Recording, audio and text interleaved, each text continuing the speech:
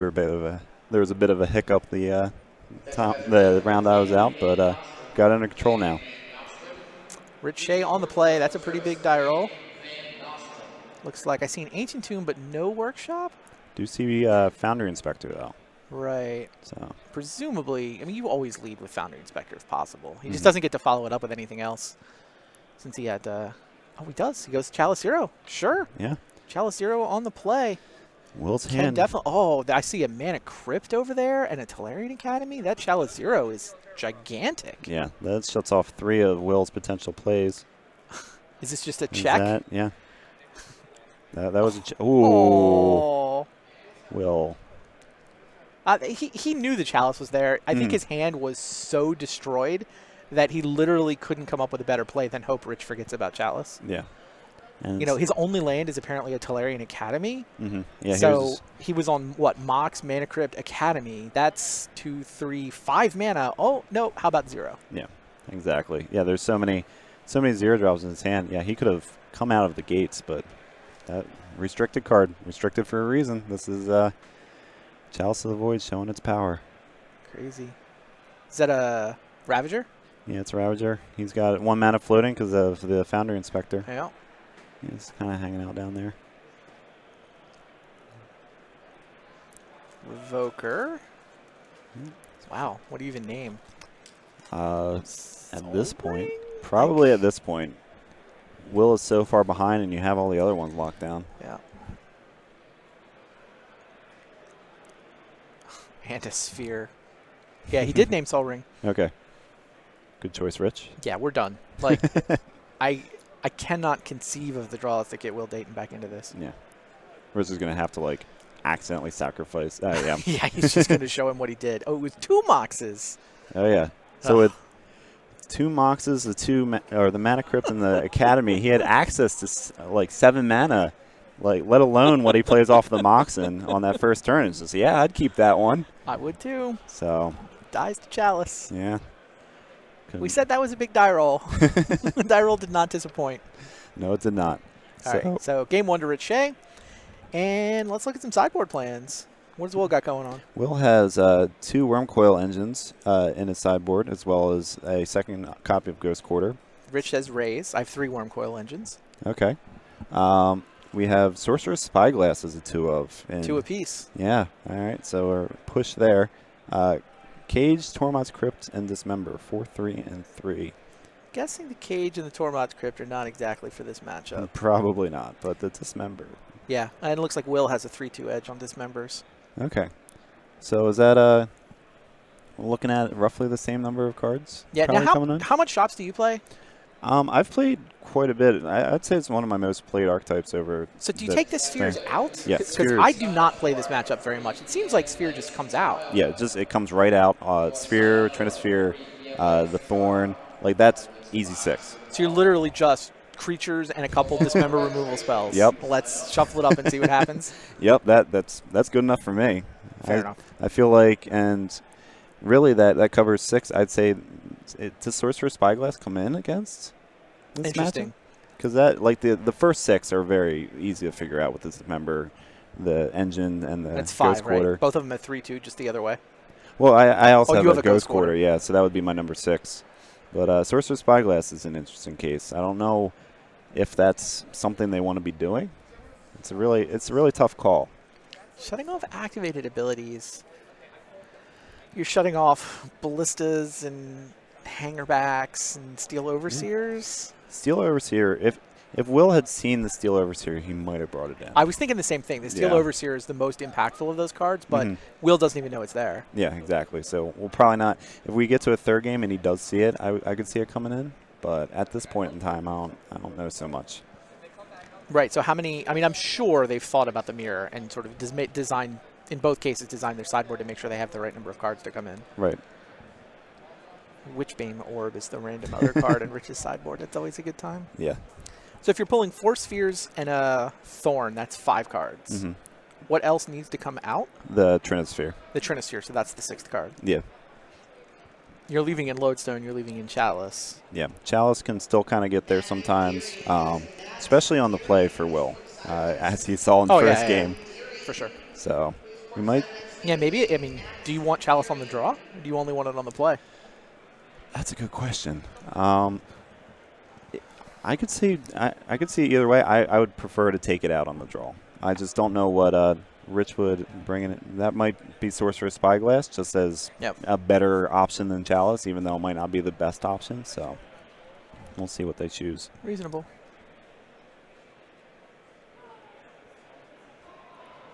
So you have any good spice lined up for the third trimester of VSL?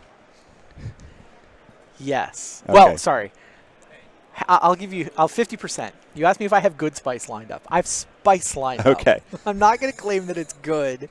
My goal is entertaining more than it is good. Okay. That's actually one of the things I've really been enjoying about this season of Vintage Super League is sort of a little bit less less emphasis on, win at all costs, and a little more emphasis on, well, let's just, take his tour through Vintage and show off some cool stuff. Yeah.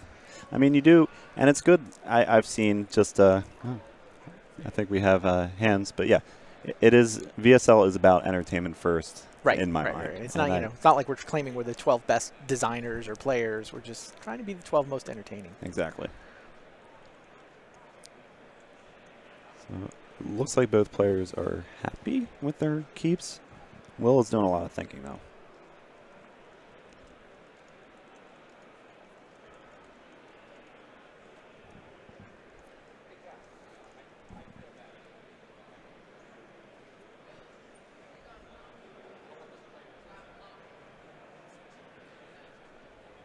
Yep. That looks like a mulligan.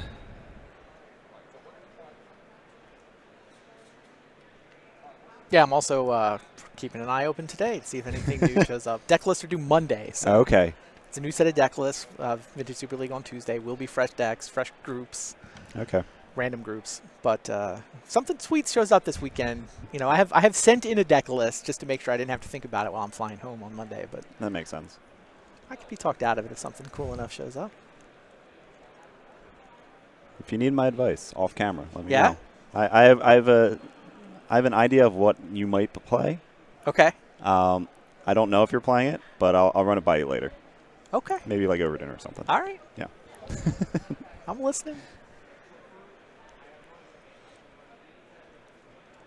I'm still in contention too, technically. So much. The Vintage Super League this season, we're 2/3 of the way through, and there's only one person with a record better than 4-2, and there's only one person with a record worse than 2-4. So 10 of us are just in the middle within a game or two of each other. That's amazing. Top 4 make the playoffs. Yeah. It's gonna be. Hopefully, it'll be a clean cut, not like the one season almost was, where it was like it felt like an 8-way tie until the last one. Yeah, we were live for an 8-way tie. I want the 8-way tie one of these seasons. You can just have a top 8 instead.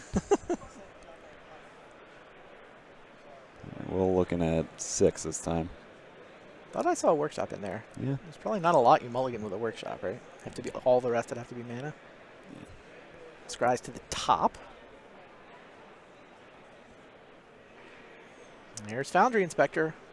Man, he is just taken over as the new turn 1 threat. He really is. It's just amazing how much mana he seems to generate during the course of a game. It really is. Spyglass did come in for Rich Shea. And here it is. All right.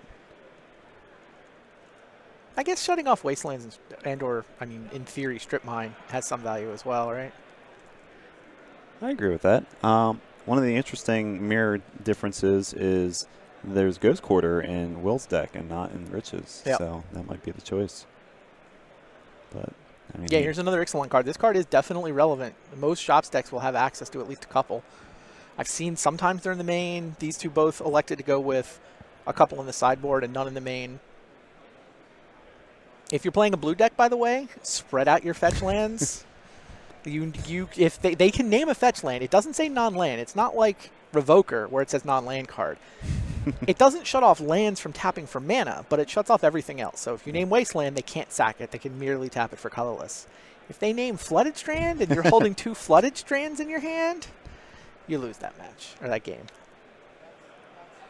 Yeah, I was sorry to see that. I even had my fetch lands spread out. My fetch lands were 2-2-1-1, and I just happened to have both the Floodistrands in my hand. Yeah. The first time this card got played in Vintage Super League, it was against me. So By Rich Shea, in fact. there you go. All right. So What did Rich name? He named the Ballista. okay. So he was willing to get stripped. Knew that it was there. Played his Tolarian Academy into it. And he just needed to let that Steel Overseer stick around that he wanted to play. Right. Yeah, that's a good strategy. Yeah, Rich's hand is all 1/1 creatures almost. Wow. Ravager. And he fed the Academy to the Strip Mine, so he's got the Workshop. Now, good grief. Look at this hand. Foundry Inspector fuels 1 mana Ravager, followed by 1 mana Ravager. Oh, by the way, Steel Overseer no longer has Summoning Sickness. Yeah, those Ravagers are going to get out of control real quick. How sick is Steel Overseer here? That Walking Ballista name is absolutely perfect for how this is playing out.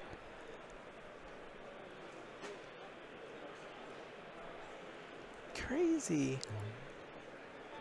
Well, we're going to see the mirror differences possibly play out here because we got Precursor Golem in Will's hand. Yeah, that seems to be the debate. Precursor versus Overseer. See who's king.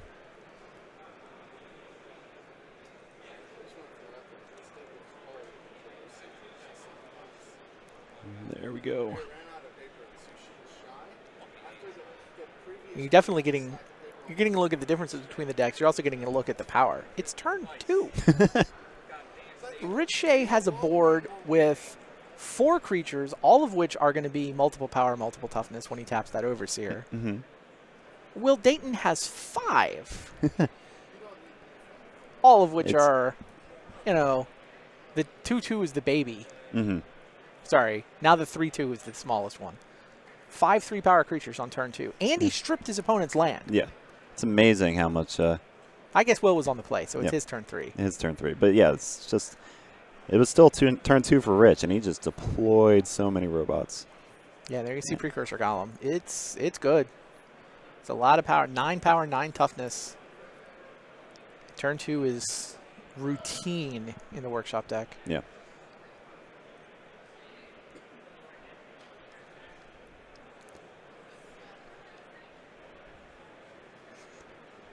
Those Ravagers are going to get out of range of dying and Ooh.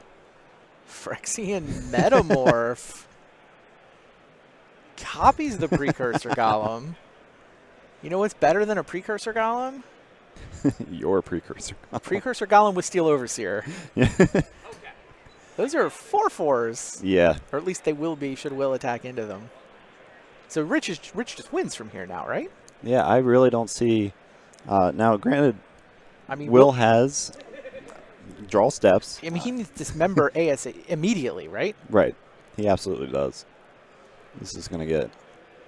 I mean, I guess a Ravager would let him send Hangerback tokens to the air?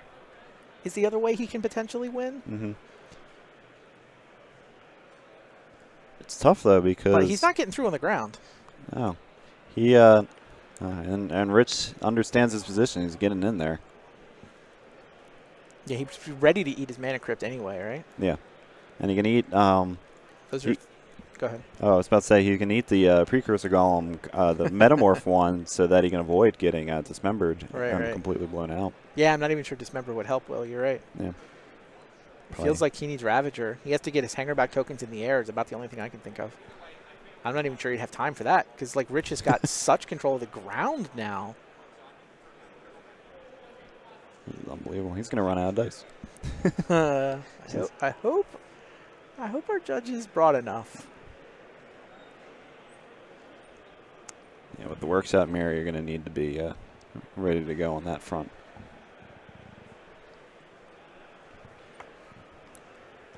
Yeah, this is just such a clock on Rich's side. It's interesting to note the Mana Crypt has been doing quite a bit of damage. Rich is at 9. Huh. So that's something small to consider, although he does have quite the board presence right now, so I don't know if it's going to it's going to be the death of him. But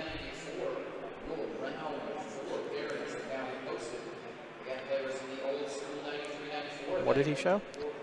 he was just. It looked like he was just talking about the knee, or yeah. Yeah. Will's done. He's done. The Ballista, the Sorcerer Spyglass naming Ballista allowed Rich to just go nuts. Yeah. Overseer, Ravager, Ravager, and then the Metamorph to copy Precursor Golem. Walking Ballista would have been able to mess that up. Absolutely.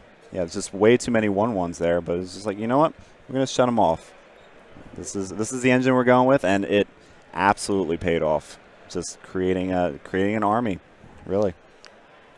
So that was quick. It was quick, yeah. I was just looking over to see if we have any news on what we're going to be able to bring you. I'm sure there are other matches still going in the feature match area. Yeah, I believe so. We'll have to see who is in a position where we can get them actually under the cameras. But man, hats off to Rich Shea. Yeah, he's doing good. 5-0. Now he's got some work left to do. It's 10 rounds of Swiss. It's only the halfway point. Right. He's halfway done, but he's halfway home at 5-0. Yeah. You know, and you go undefeated enough, and maybe even a 3-2 is enough if he does it in the right order. But okay. Probably needs to win 3 of the next 4, maybe handshake the last one. Yeah, that makes sense. That's probably where he's at. Small chance he could back in with if you win the next couple. Just keep winning. Turns out, easiest thing to do is just keep winning your matches. Yeah. And nothing else matters. Well, I think about the math when you can just win instead. Well, I mean, if you're rich, you can't not think about exactly. the math. Yeah, I don't think there's a moment that goes by that he doesn't. But if you keep winning, though, it becomes deterministic. That's the key. Yeah, there you go. You got to get to the point where top 8 is deterministic. Oh. Any word? I'm just watching the Twitch chat to Okay. see if any rich subscribers are going to throw up deterministic icons. They better. I'd be real disappointed if there's no Rich Shea fans in the chat today. Looks like our backup match is about to go to game 3, so hopefully we will get to watch that. That was Montolio, right? Yeah, Andy Marketon and Dan Barkan. Okay. Dan Barkan is a local of the There we go, Philadelphia Hammy area. Bone. Good man. And Solemn I'm Storm. sorry. Thank you, guys. really coming through for us. We were worried there for a second. Oh, so You were saying? sorry, I was so thrown off by that. Dan Barkan is a Philadelphia area guy. Okay. I seem to know a lot of them. Makes sense to me. He Turns out I don't get to play the local Philly tournaments. happens. Just fly in from Seattle on any given weekend. Tempting. It's hard to find him in Seattle. Oh, I'm sorry to hear Been that. forced to go learn Legacy. I mean, Legacy's fun too. It so is, that'll be a good day tomorrow as well. Yeah. So, but Dan Barkan is a Philly area guy. Plays workshops. He's playing workshops today. Okay. So. Oh, wow, it's another mirror. I think so. Hilarious. We'll see if we can get Brian. Maybe we can get Brian Kelly and Steve Rubin. That'd be a nice match. Okay. Yeah, Brian Kelly on Oath of Druids today. That's what I figured he was playing. I saw him. I ran into him a couple times in leagues in the last week on Magic Online. He was always on an Oath deck. Always Oath. Always Inferno Titan. Inferno Titan, definitely. Apparently one of the best things you can Oath into these days. Inferno Titan and then the Bomberman combo is usually how. And then like some third monster. Grizzlebrand, Usually Grizzlebrand. typically. Any update, Jeff?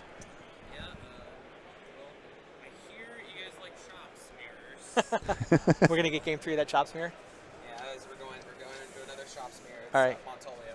Yeah. We'd love to get Rubin and Kelly, too, if that's possible. But Steve Rubin and Brian Kelly is one of our other. Yeah, they're in the middle of the game right now, so we weren't able to. Yeah, no. That makes sense. We want to keep the action going. Yep, these guys are ready to move over, so we will move over. Dan Barkan. So we were talking about the different ways you can build this. Let's see what these guys have got. So Barkan's list is 2 Chief of the Foundry, 2 Metamorph, 4 Precursor. Okay. And So very similar to the one we just saw Will Barton lose with that round. And then we have Steel Overseer coming out of Montolio's list. So, and 3 I Metamorph. see. So 4 Overseer, 3 Metamorph. Yeah, every list we've seen has had 2 or 3 Metamorphs. That seems to be where people have just settled in. But Steel Overseer is the interesting one. So the Rich Shea says Steel Overseer is the way to go. So does Montolio. Like, I'm done. I'm convinced at this point. Steel Overseer is apparently what you're supposed to be playing. Yeah, if names if like those 2 guys agree, like, it's not like they work together. No. I mean, I'm sure they know each other. I'm sure they run into each other on Magic Online, but it's not like they're teammates. I doubt they prepared together. Yeah, I You know, doubt. beyond, like, maybe a random Midgo chat. Yeah, this is Yeah, this definitely resembles Rich's. Although the One Chief of the sideboard, Foundry, yeah, one Chief of the Foundry, just filling out in that 60th slot. but no precursors. 4 Steel Overseers. Yep. 2 hanger back this time instead of 3. I think that was. He's got precursors in the sideboard. You were Yeah. just about to talk about the sideboard. Yeah, the sideboard has 3 precursor golem. No worm coil engines this time. So that'll probably, we might see that in the sideboarded games. And we have 2 ratchet bombs and 1 powder keg. I'm being corrected in the chat, by the way. It sounds like Rich and Montolio did actually work together. Okay, I didn't realize they had gotten that close. that's fair. Makes sense. Yeah. But the sideboards are very different. Yeah. Marketon seems to like the golems in the board instead of the worm coil engines. I love that this sideboard's also hilarious too, because it's a printed out deck list with some scribbling and scratching outs on the sideboard. Yeah. Like he clearly got here and changed his mind about some stuff. And specifically, 3 null rods have been crossed out, Yeah. replaced with ratchet bomb powder keg. I think that's, maybe a read that there's not much combo. There's not really paradoxical outcome floating around. Could be. That makes sense to That's me. what that looks like to me. Yeah, so, getting rid of the 3 null rods and getting 3 answers that are shut down by null rods makes sense to me. You don't want that overlap. So, interesting with the ratchet bomb powder keg split as well. Not going for 3 ratchet bombs, which tends to blow up more permanents. But powder keg, I guess, having use against Seed of the Synod as like the only thing that it can blow up that ratchet bomb can't. All right. Sounds like our players are ready. So this is going to be a big game 3. Okay, game 3. Yeah, this is game 3. Split the first 2 games, and the players are 4-0. Okay. So, to tie Rich Shea at 5-0, tie, a bunch of other people too. It's not like we're running out of undefeateds, but it's a pretty big game 3. Looks like Andy got the first one, or Andy got the second one. So it's Dan who's on the play here. Got Chief that. of the Foundry, not the most exciting turn 1 the deck is capable of. Yeah. There we go. There's Foundry Inspector. Yeah, that Foundry guy's a little bit better on the first turn. You want to have a Mox with him, too. It's like any Mox, and suddenly all those 2-mana creatures are fair game, or 2-mana spells. I mean, at this point in the match, it probably is all creatures. That's fair. Maybe a Spyglass. Ravager and taps the Wasteland for mana in order to play a blind Revoker. Okay. Would you do that? I would strip the Workshop. I would strip the Workshop, too. I'll hold my Revoker for turn and Wasteland your Workshop. That surprises me, that line. I mean, I guess Chief of the Foundry means he kind of sort of wants to have more artifact creatures, but not buying it. Yeah, I'm not buying it either. So hopefully Dan will not be punished by that, and Montolio just had the second land to play this turn.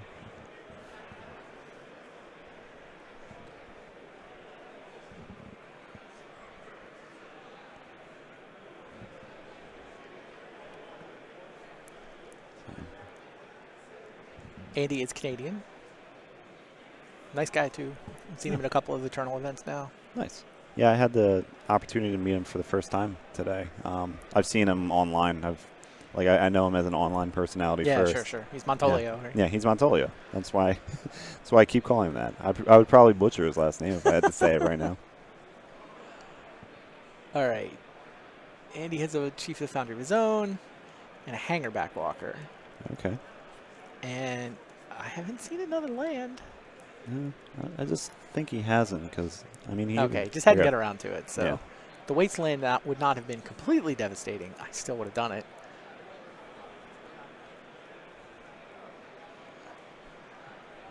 Revoker of his own. What did the Yeah, another essential 1-drop. Steel Overseer was the name from the Revoker for Okay. Dan Barkan. So Dan is aware of the Steel Overseer game plan. Right, yeah. Game 3. Makes Yeah. sense that he would know. And he made top 8 here last year, right? I believe so, yeah. Car shops, if I'm not mistaken. Yeah, that's a Fleet Wheel Cruiser. You're not going to see many of those these days. Walking Ballista is Andy's name. Okay. So Andy's Revoker on Walking Ballista. Dan's is on Steel Overseer. Interesting. Spectre attacks, and Dan's hasn't actually seen the Steel Overseer. He's content to trade his 2-1 for the 3-2. There you go. Reasonable. We're going to see Steel Overseer now. No. It's no longer an inspector to give the mana discount. He couldn't play it. Oh, yeah, good point.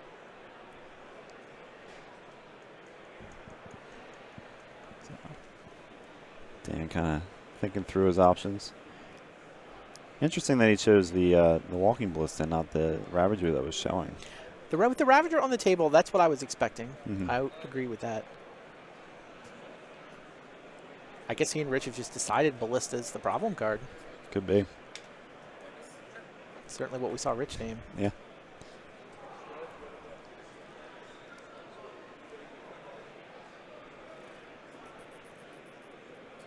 All right. Dueling Hanger Backwalkers. Mm-hmm.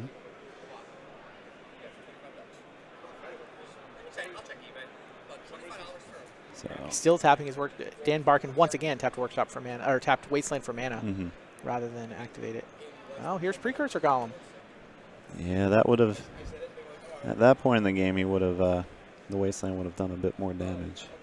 It would have hurt last turn too. Yeah. Yeah, all he got out of it this turn too was a +1/+1 counter. Mm-hmm. Yeah, I don't know if that's really worth it.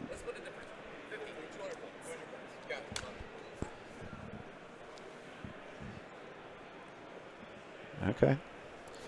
So, looks like Dan has decided that the ground's being too clogged up by the Precursor Golems and sacrificing his hanger back for some flyers. Reasonable. Ravager also gives him the ability to make one of those flyers large. It's true. If the game plays that way. Yeah, and he's not going to win the fight on the ground. No. Can he win this race in the air though? There's a lot of power and toughness on Andy's side. Yeah, there's a lot to block, and I really don't. It depends on how choked. Like if Okay, so Dismember on Chief of the Foundry. This way, Montolio only takes 2 damage in the air. Does take 4 from the Dismember. yeah, thinking the long game. Right. Also clears a blocker. Mm-hmm.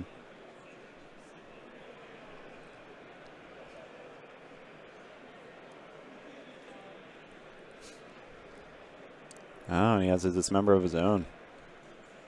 I wonder if that's why he was saving the Wasteland. I didn't see how long that had been in his hand, but you can't play Dismember off a Workshop. No. It could have been that the colorless mana from the Wasteland was just required for Dismember. Yeah, that makes a lot more sense at this point if that's the case. Relic came in. And Dan does get to clear all 9 power and toughness worth of Precursor Golems. Mm-hmm.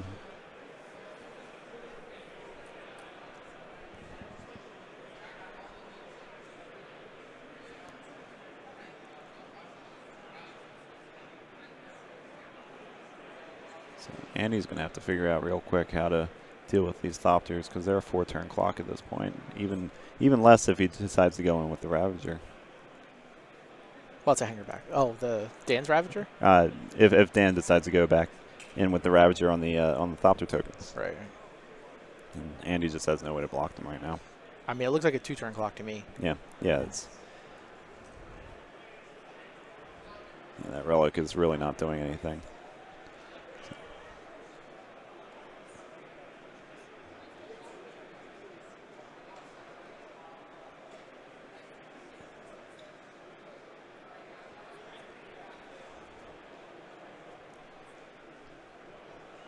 And these guys aren't doing anything sitting back, so he's swinging.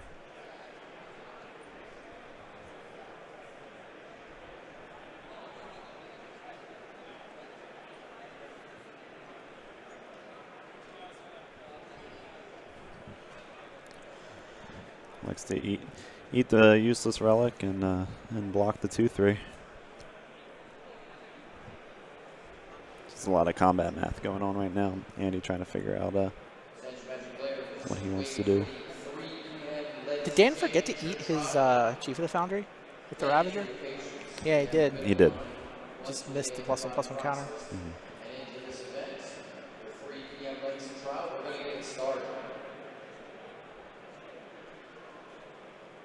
Still a 2-turn clock in the air. Yeah. Not giving Andy much time. At this point, it's a 2-turn clock in the air, and he can hold back one if he wants. He's got 2 down there, I believe. Oh. Metamorph. Do you think he's going to sacrifice the Ravager in response? Interesting. Says you got to play this from Ixalan Sealed Draft. Your round 2 pairings have now been posted again. Players in the Ixalan Sealed Draft, your round 2 pairings have now been posted. Yep.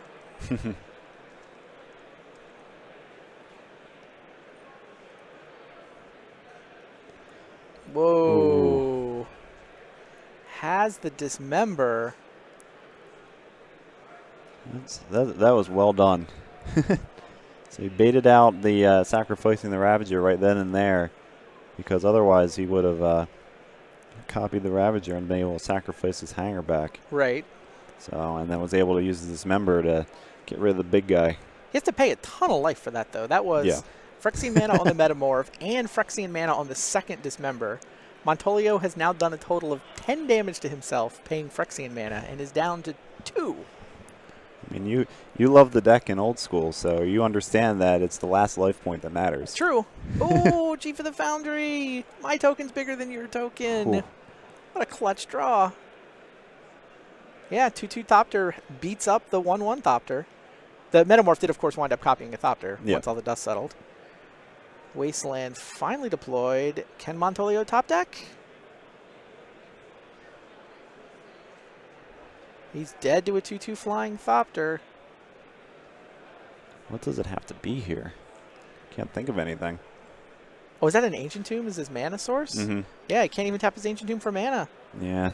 Ball game. Dan Barkan with the Game 3 win. Well done. Wow. He moves to 5-0. Montolio picks up his first loss. 4-1, still very much in the thick of things. Mm-hmm.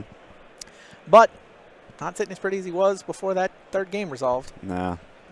Still, though, we're seeing, I mean, the workshop decks, like, it's not just a cut and dry as Precursor or Steel Overseer better, because in that game we saw the Precursor deck end up pulling it out. Although, you know, they were both Precursor decks. At that point, yeah.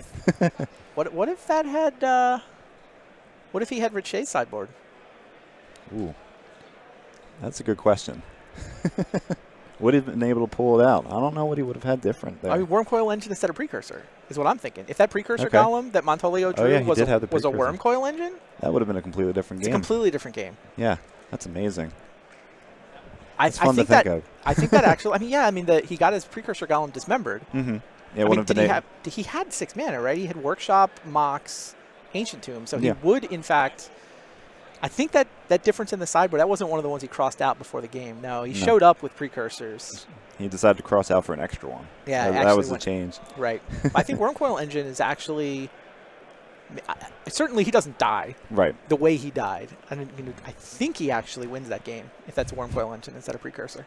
I think so too. It's something that I'd have to really sit down and think about and just kind of map it out again. I'd love this might be one of those games that I go home after this weekend and just kind of rewatch and how would this have panned out if Wormcoil Engine had been out there instead of Precursor? Yeah, I mean, at some level, I think Precursor is a stronger Magic card in this deck, but that's sort of in general and in the main. Yeah. If it's the creature you're going to bring in after sideboarding against shops, isn't Wormcoil better?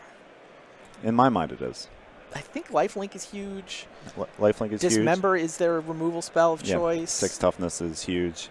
Yeah. So I really think that Wormcoil is a choice. Obviously, Montolio has played this deck a lot more than I have, especially true. recently, Yeah, so I can't fault him too much, but at the same time, I'm just I don't agree with that one. And in fact, I'm pretty tempted to just concede. Oh, it must be the Precursor's better. Other than, I mean, we did see Rich Shea with the opposite choice in his own sideboard. So I mean, even the best sometimes we just don't agree on everything, really. Yeah, I mean, it may be one of those too, where Precursor is so close to making the cut in the main deck. They're like, and I'm going to have an expensive artifact creature in my sideboard. Shouldn't I just play the one that I almost put in my main deck? That's true. Yeah, if you're hemming and hawing over whether you want to run the Overseer version or the Precursor version, it's just I should have access to both. I do that way too much, by the way. I'm just put card 61 from my main deck into the sideboard rather than having the optimal 75. It's just I have like 60, and then the 5 I almost played, plus 10 sideboard cards. That's fair. Oh, looks It's like usually we got first generation. looks like we got some more lists. Awesome. One more game. Brian Kelly against Steve Rubin. I saw that they were going to game 3. I was hoping that we would be able to move them over, and in fact, we are. So Brian Kelly should need no introduction to this crowd. Won this tournament a couple years ago. You know, been in the Vintage Super League. Is just one of the best deck designers out there, and crushing it in the Magic Online leagues. Oh yeah. Have you looked at the standings inside the Magic Online leagues? Not recently, but it seems like he has an extra point every single time I open up the client. The second most leagues won is like 5, and Brian Kelly has won like 10. Literally has twice as many League 5-0s as the second place guy. That's amazing. Yeah. I don't think I even have enough time to play 10 leagues in that amount of time. Right, much less 5-0 them. Exactly. Right, how many is he not 5-0'd, right? Yeah. Oof. He's been absolutely crushing it lately, and he's decided Oath of Druids is the call. He's got a Sylvan in there. Oh, he's on multiple Inferno Titans and does not appear to have the Bomberman combo anymore. And they're just getting started. Steve Rubin, by the way, Dredge. Dredge. Fate Stitcher Dredge. Fate Stitcher, interesting.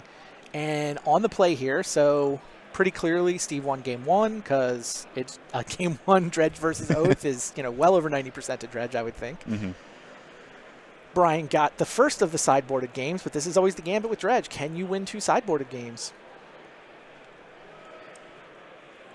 Yeah, I was talking about Pro Tour regular Andre Mangucci hanging out here. Steve Rubin, obviously, one of the best players on tour nowadays. Pro Tour winner, world regular at this point. We do see some of that sideboard coming in. Now, interesting to note that Steve Rubin is on the Hollow One plan in his sideboard, and I don't know the dynamics with the Hollow One plan against an Oath of Druids deck. Interesting. So, all right. Well, Steve. Oh, that is because he bizarred main phase, didn't he? But did not have a hollowed one, I guess.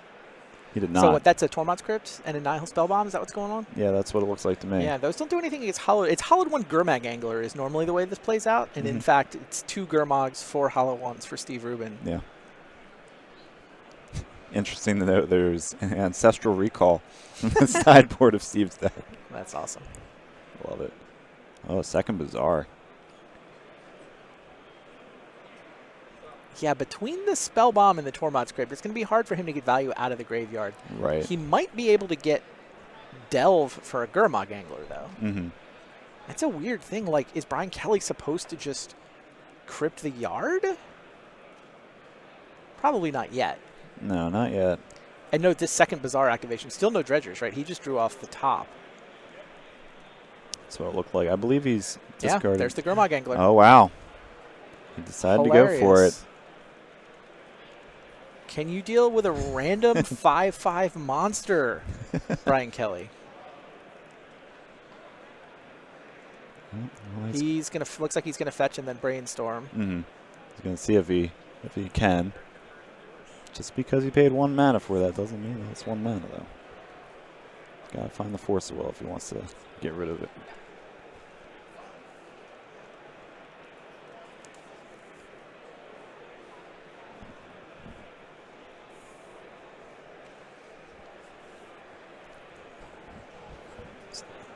So it's interesting. I'm looking at the sideboard of Brian's deck here.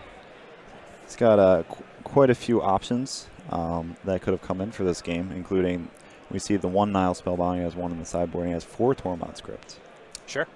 But one of the ones that I find interesting, as Brian Kelly does, having a wide array of other creatures, he has Magus of the Moat. Nice. That's something that he might have brought in. I think he did find a Force of Will off this brainstorm. And presumably, no, Gurmag Angler just resolves. Don't you need a Force of Will Gurmag Angler? He's got it. No, he's got DT. Maybe he'd just rather win instead.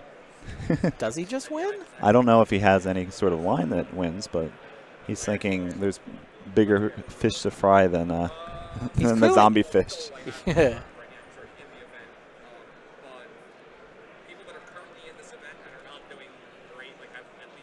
Okay, so he demonic tutored. We didn't see what he tutored for. I mean, it could be a Magus of the Moat. But I don't know what's up with his mana. He said go. He did not play a land. He just said go. Wow. He's got the graveyard covered. Okay, so it looks like from the looks of it, he tutored for the Oath of Druids, which he has the mana for. So he's figuring to Next drop turn. the Oath next turn, exactly. Huh.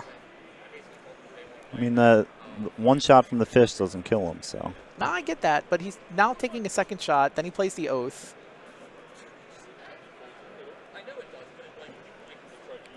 Rubin goes for a Cabal Therapy. Brian, it's funny. By the time he pump fakes the misstep, yeah, now you have to. Now you have to use Yeah, it. you basically cast it already when you.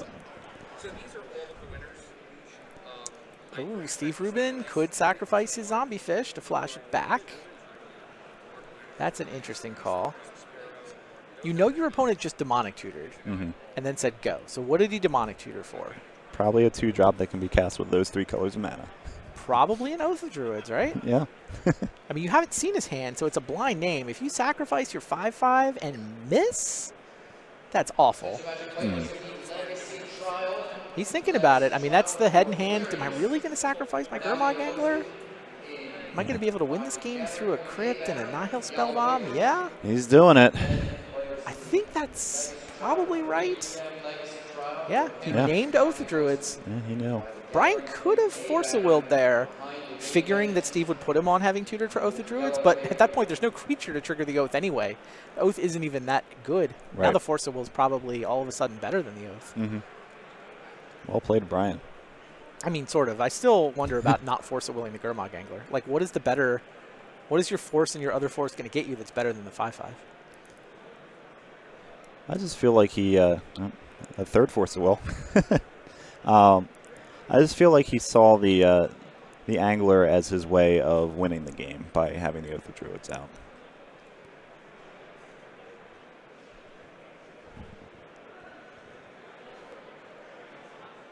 Yeah, that was a very... Steve's play to sacrifice the Angler was very correct with the way things played out, but it's still going to be tough to dig back, especially with the Nihil Spellbomb and the Tormod's Crypt still sitting there unactivated.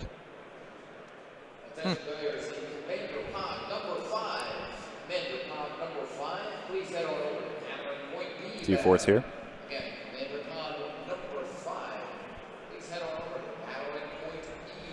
No?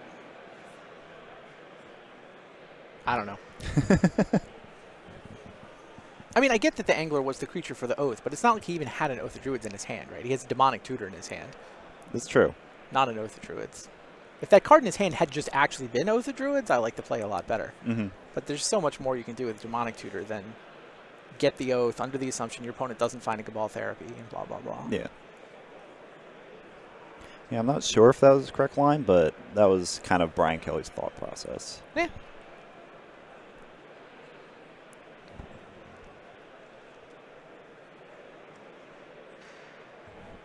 Let's go for the Crypt. All right. I wouldn't have been against going after the Mox Jet. I was looking at Mox Jet. I think I would have hit Mox Jet there. I mean, I guess Steve figures he's holding a Grave Troll. He's got a Bazaar, so his line does make some sense. And it's really hard to get your opponent to blow 2 graveyard removal spells and then still have enough deck left to win with. Yeah. So if he can blow 1 up with Ingot Chewer and then like, okay, fine, I'll, Grave Troll my way into enough of a graveyard to make you blow your spell bomb, then after that, you're probably out of stuff. And in fact, Steve knows he's out of stuff. He saw his hand last turn with the therapy. Yeah.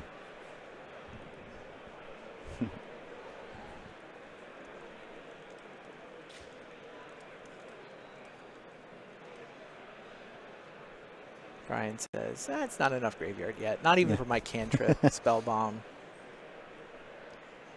Not quite. There's nothing really spicy in there right now. Just a bunch of Dread Return targets. He used up Ingot Chewer. Oh. Upkeep Nature's Claim your spell bomb. That's pretty sweet. We're still in the upkeep too. Yeah. That's gotta get Force of Will, doesn't it? Yeah, it really does. It leaves Brian on no action. He's sort of already on no action. Well, yeah, that's true. But like if you less lose than no action. If you lose the spell bomb, your Force of Wills are they're meaningless. Steve doesn't need to resolve spells. I think you got to do it, Brian. You probably get rid of one of the second ones, too. Yeah.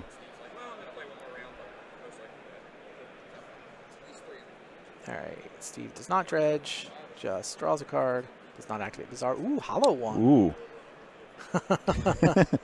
That's an option. Bizarre is draw 2 to 4, discard 3, and play a hollowed one. He knows that Brian, he no longer knows about the Force of Will. Right. Yeah, it's just yeah. Jace to him. But yeah, he'll have to ditch the rest of his hand, but he can cast that hollow one. Well, I mean, ditch the rest of your hand. This is what you signed up for when, yeah. when you registered a dredge deck. That's very true. Who am I kidding? He said go? Wow. How do you not play hollowed one there?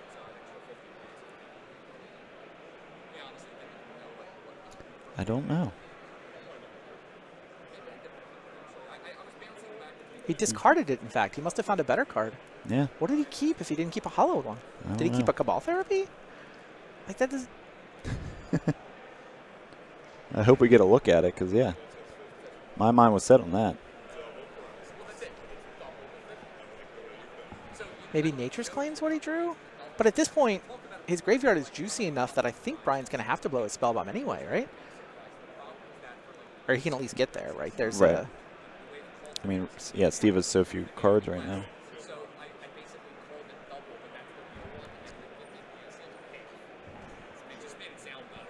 Oof. Right. Dig through time.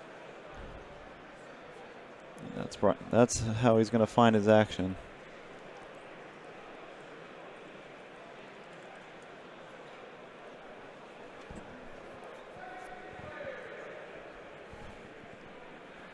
What that is, I don't know. So Brian's holding what, Force of Will, and what was the other card? Jason Mind Sculptor.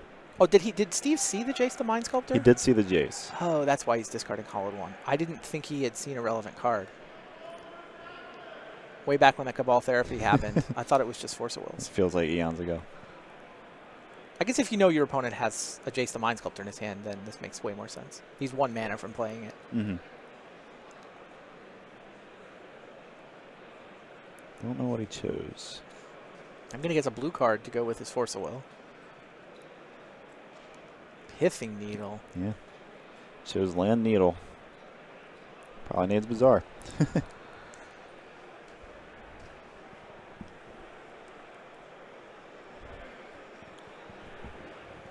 Yep.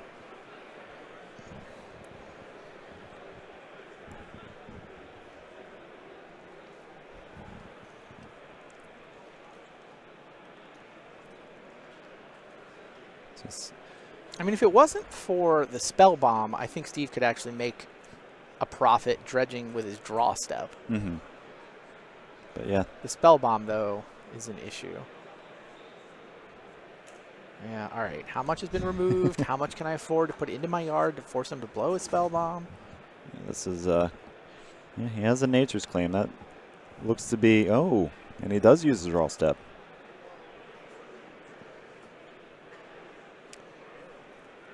That's interesting. There's the sideboarded in Ancestral. All right, Narcomoeba trigger on the stack. Would you like to respond? I think the answer is yes.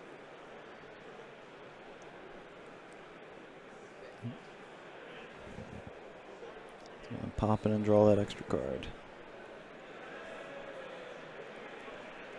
Maybe.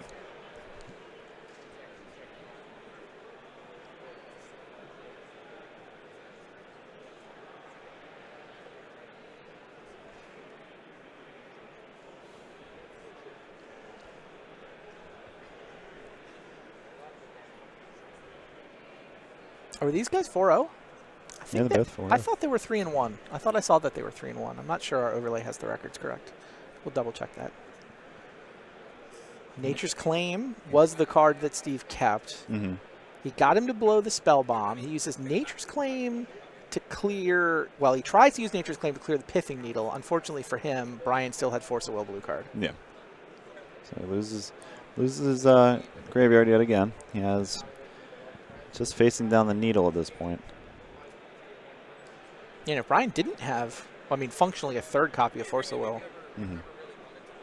Steve could have gotten back in this via Dredge. He's going to have a lot of trouble winning from here, though. Yeah. No access to his Bazaar. Needle, of course, can name a land, unlike Revoker. Mm-hmm. I guess the good news is you made Brian pitch Jace. Did he pitch Jace? Oh, no, there's no Druids. Okay.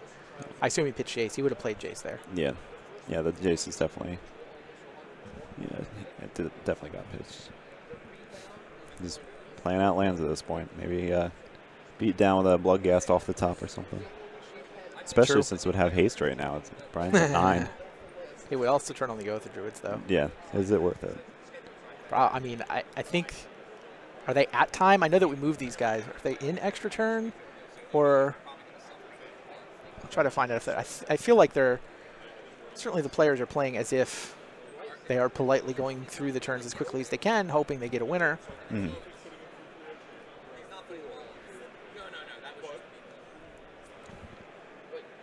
We've got 5 minutes left for them. Okay. Yeah, I know that they... there was definitely a pause while we moved them onto the cameras, so the round timer wasn't synced so that they had an extension. That all makes sense. Mm-hmm. Yeah, I was worried for Brian's ability to actually win this game despite having maneuvered into a winning position, but 5 more minutes? Good shot at it. Nope. Another Tormod's Crypt. Yeah, he seems... Oh, he's cycling it. The often not used cycling ability of Hollow One.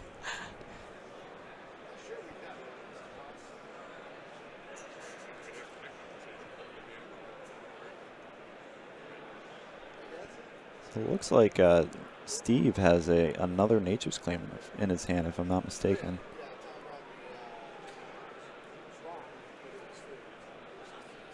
It's too many targets, though. It's overloaded.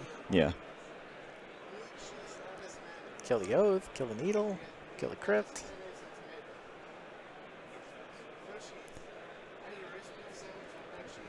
Looks like he might fire it off here, though. Let's think about it.